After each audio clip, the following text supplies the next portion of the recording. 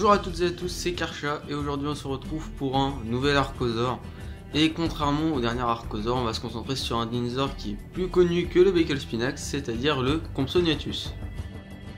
Ce petit théropode de son nom complet Compsognathus longipes, c'est-à-dire mâchoire délicate, a vécu entre moins 155 millions d'années et moins 150 millions d'années, c'est-à-dire du Tithonien jusqu'au Jurassique supérieur. Ce petit dinosaure se trouvait en Europe, mais une Europe bien différente d'aujourd'hui.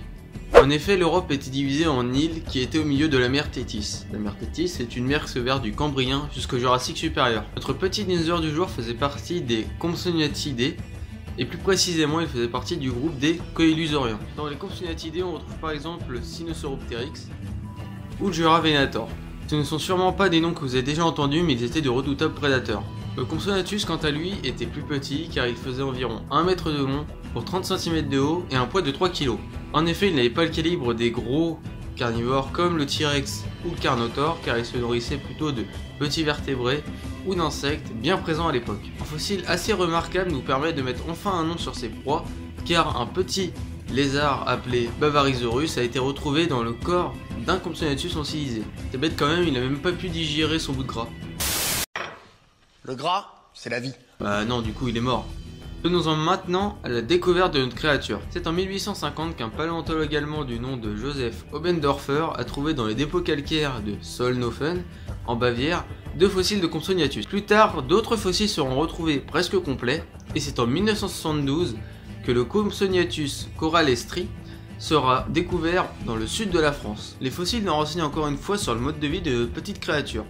En effet, les fossiles de Compsognathus qui ont été découverts nous montrent que ce petit dinosaure avait plutôt un habitat côtier, car dans les sédiments qui se trouvaient à côté des fossiles, on a pu retrouver de nombreux animaux marins. Vous voyez le lien avec ce que je disais par rapport à l'Europe fragmentée en îlots maintenant ?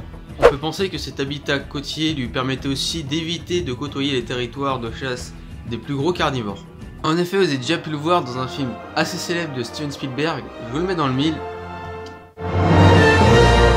Jurassic Park, mais pas Jurassic Park 1, mais plutôt Jurassic Park Le Monde Perdu, où il fait office de petit carnivore sur l'île, et c'est d'ailleurs lui qui ouvrira le film avec la scène avec la petite fille, et qui aussi s'occupera d'un des chasseurs dans une scène à peu près au milieu du film.